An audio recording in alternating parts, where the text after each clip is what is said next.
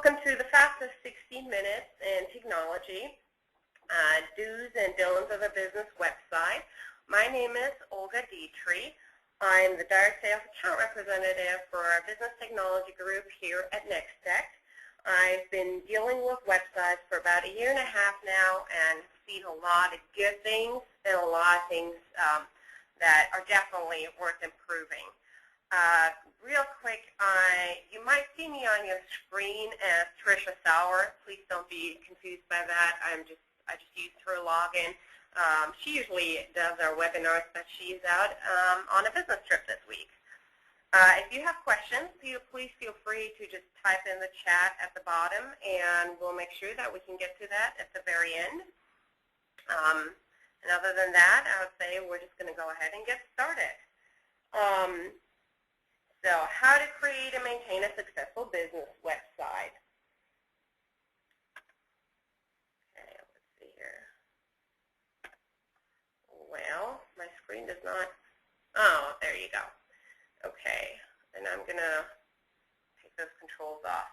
So I assume that most of you either already have a business website or are at least thinking about getting a business website, so I'm not going to spend a whole lot of time on convincing you why an internet presence is really important, but I do want to kind of throw a couple of numbers at you about Google, Yahoo, Bing, and other searches. Okay, why is this not clicking? There you go. So 2.9 million Google searches are performed every single minute. That means that in 1.5 hours, there's more Google searches than there's actually people in the U.S., which I think is pretty impressive. If you think about it, that's 4 billion Google searches every single day, and there's only 7 billion people on Earth. And that also is only Google. That does not include Yahoo, Bing, YouTube, Facebook searches, etc. So I think that kind of makes a really good point about how important an internet presence is as a business. And I'm sure everybody kind of wants a little slice of that pie. So you want a business. Now you want a website. So now what? There's a few questions that you should ask yourself before you even start looking for different offers. Because there's a lot of different offers and a lot of different providers. First of all, what do you want the website to do for you? As far as functionalities, do you want it to only present some information about your business and some pictures? Is that all? Do you want to have a calendar? Do you have events that you need to post there regularly? Do you want people to be able to communicate through the website with you? Or do you just need to put on there your address and your phone number? Do you have brochures that you want your customers to be able to download and to look at them? Do you want to display your products? Or do you even want to have a whole online store where people can buy things? Depending on what you need your website for, really what service you should pick can be very, very different. The next question is, how often do you want to update it? Not every website needs the same amount of attention. Basically, depending on the industry, for example, a restaurant or a retail store may have daily specials that you want to post on your website every day, so you need to update it every day and post things. Other stores or other industries may only just need a seasonal update. A construction company, for example, may only want to post pictures of their recent projects, which really only requires them updating it, every month or so. So really think about what you need your website to do and how often you need to update it for it. The next question is very important. Who do you want to maintain it? Do you want to do it yourself? Do you want an employee to do it? Do you want to outsource it? Either way works, but you just kind of need to make sure that you know how you want to do that. The last one is the design. How do you want it to look? And a lot of customers that I talk to don't really have a concrete idea of what they want it to look like, but and that's not necessarily necessary. Just kind of think about some adjectives, how you want your website to look. For example, do you want it to look young and fresh? Is it supposed to be kid-friendly? Is it more professional and clean? Just come up with adjectives, and then usually a good web designer can kind of point you in the right direction. Okay. Some basics before we go into actual websites, just when you start looking around for services, because there's so so many different things out there. So your domain is your address, your name on the web. I assume most of you don't know that. You can check the domains online, whether they're available. For example, Dotster.com, there's a lot of other ones. And you have to be aware that you have to pay the initial registration and a yearly renewal. The hosting is only the server space. That does not mean, if you have hosting with a company, it does not mean that they can modify your content or anything. Customized email, I think, is pretty straightforward. Mine, for example, od3@nextech.com, so it's a customized Nex-Tech email. CMS system, that's pretty important, content management. If you want to update your website yourself, you have to have a software that has some sort of content management system that allows you to go in and manipulate your content. If you don't have that, you are not going to be able to actually do something on your website. Okay, so now you have a pretty website. Know it now. The very first thing, keep it updated. News should be new. And I know it sounds very obvious, but I think a lot of customers still kind of neglect that sometimes. If you have if you have information from your Christmas sale 2010 on there, your website is outdated for sure. And in order to keep it updated, there's just a couple of tricks that you can do to not make this your main job, but still keep it up to date.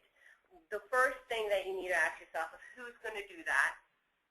And the second thing is how often, kind of what we talked about in the questions earlier.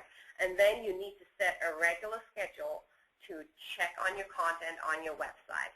So not only to go in and update it, but also to look on your website daily or at least weekly and check out your website. See if you can find things easily and see if you notice anything that a customer would. It is surprising how many people have never actually looked at their own website from a customer perspective.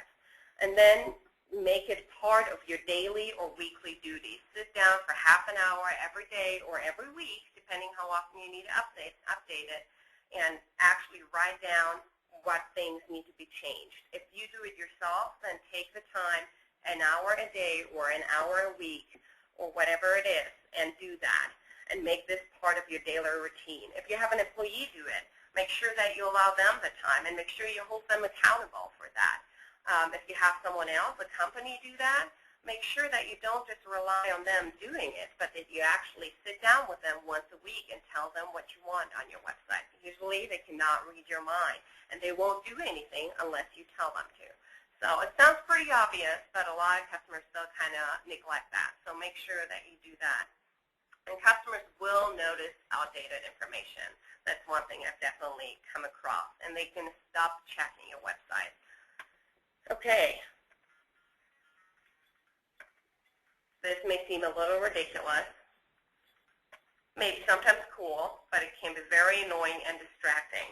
All I want to show you with that is it's all about the flash. That was true in the 90s. Pretty much now we've gone away from this a lot, and we actually try to use flash as little as possible because it just distracts from your website. The new trends in design for websites is to keep it clean and professional and to relate it to your business. So if you, in the next slide, for example, if we have here they're a motorsports company. So basically it looks a little bit more rugged, a little bit more aggressive with the red. Destination Kitchen here is a home supply store. So it's a little more romantic and a little bit more clean, just kind of different target audience. One thing that I want to point out is that usually we've gone away from the navigation bar on the side. Most of the navigation bars are across now at the top. And the reason for that is that most of these are drop-down menus, and it's a lot easier to find your way through that. It's a lot user-friendly if you don't have to choose between 20 links, but only 5 or 6.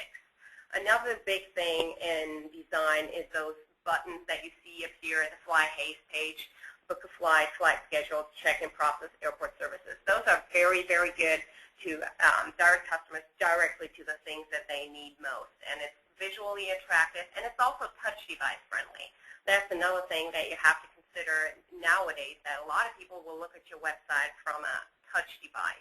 So things like those buttons, which are basically just shortcuts, are absolutely great on your homepage for design and also for organization. Okay. Keep it simple and well organized. that sounds very simple, but it's not. The average web user loses interest if he or she can't find the information within 3 clicks. That's not very many.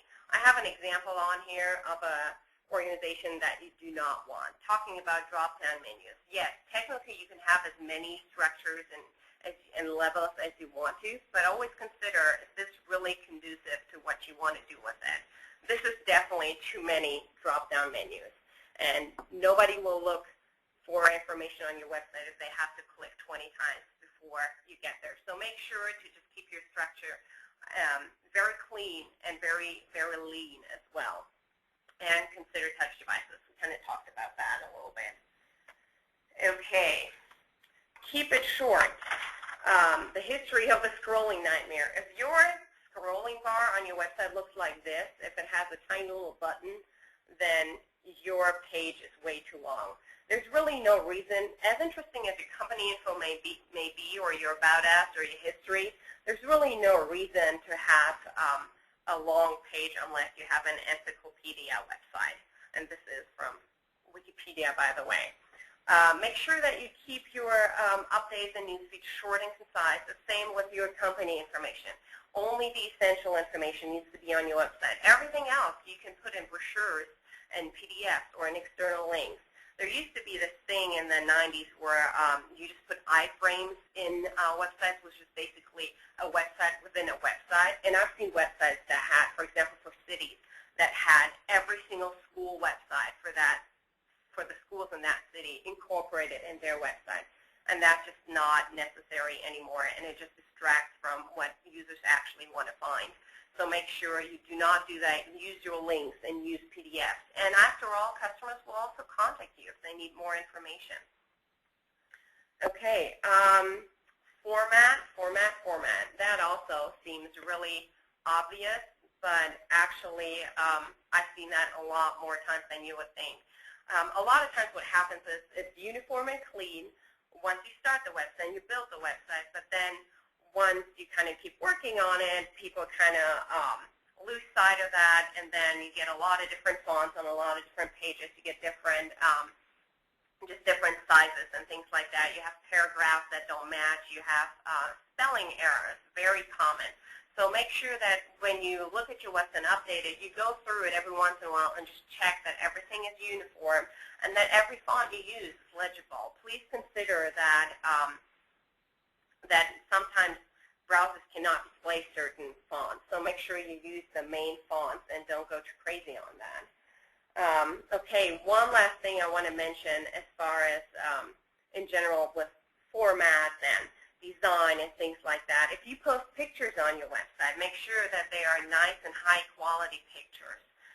The same with colors. If you're thinking about designs, if your website is entirely black, for example, it may look cool, but think about whether it's really that easy to read for customers. If you post videos, think about internet speeds. It may be really cool to have a bunch of videos on your website, but if nobody can actually watch them because your customers may not have the fiber to the premise that you may, that's kind of worthless, and it just kind of keeps customers away from your website. So these are all just kind of a couple of things to consider when you look at your website and when you try to keep it updated. And that's pretty much all I had, and we're pretty much at 14 minutes right now. So I would ask you if you have any questions. I'm going to slide out my panel here and see if we have any questions. I don't believe so. Okay, well, thank you very much for attending. Here is my contact information. I will put that on there. Please feel free to contact me anytime if you have more questions about websites, about your website in particular. If you just need a couple of tips on your website, that's fine. Or if you're looking to switch or come up with a new thing, feel free to contact us anytime. And that's about it for me. Thank you very much. Have a good day.